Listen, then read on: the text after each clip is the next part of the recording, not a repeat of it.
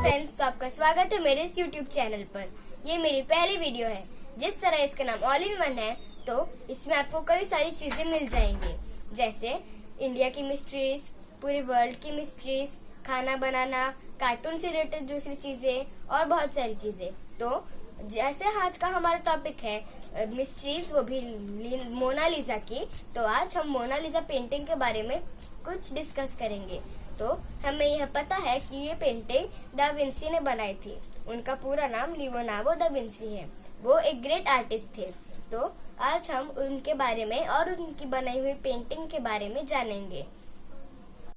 तो फ्रेंड्स, जैसा मैंने आपको पहले ही बता दिया है कि लियोनार्डो दा विंची ने अपने लाइफ में कई सारी पेंटिंग बनाई हैं और उनकी सबसे मिस्टीरियस पेंटिंग है ला जियोकांडा यानी कि मोनालिसा। तो मोनालिसा तक चलने से पहले मैं आपको उनकी कुछ दूसरी पेंटिंग्स दिखाता हूँ।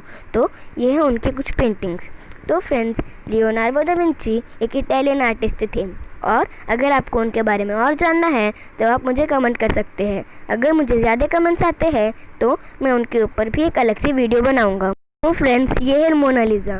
तो दा विंची ने इस पेंटिंग को बनाते समय इसमें कई सारे रहस्य छुपाए थे और उनमें से कुछ ही वैज्ञानिकों को पता है। तो उनमें से कुछ मैं आपको बताने जा रहा हूँ।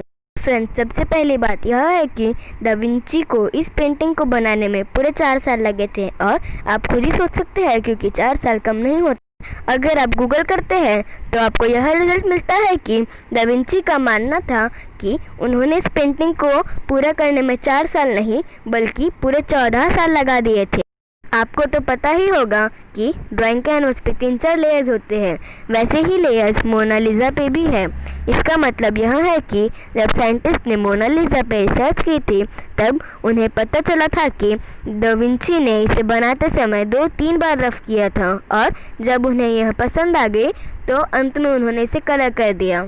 तीसरी बात यह है कि जब साइंटिस्ट ने मोनालिसा और दा विंची के चेहरे को कंपेयर किया तो उनके रिजल्ट कुछ इस तरह से थे।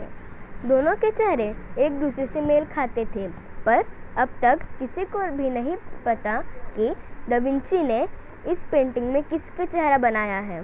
अच्छा फ्रेंड्स, अब आप एक बात सोचिए, आप कैसे लगेंगे अगर आप अपने आईब्रोज को शेव कर लेते हैं। आप अच्छे भी दिख सकते हैं और नहीं भी। ऐसा ही है मोनालिसा के साथ। अगर आप मोनालिसा को ध्यान से देखते हैं तो आपको पता चलेगा कि उसकी आईब्रोज है ही नहीं।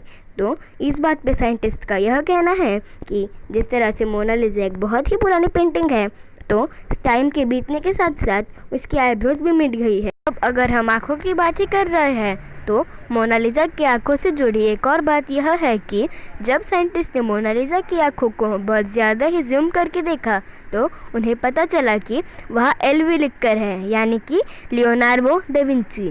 फ्रेंड्स, मोनालिसा का सबसे आखिरी और डरावना फैक्ट यह है कि जब साइंटिस्ट ने मोनालिसा को डबल करके देखा तो उन्हें उसके शोल्डर पे एक एलियन दिखा।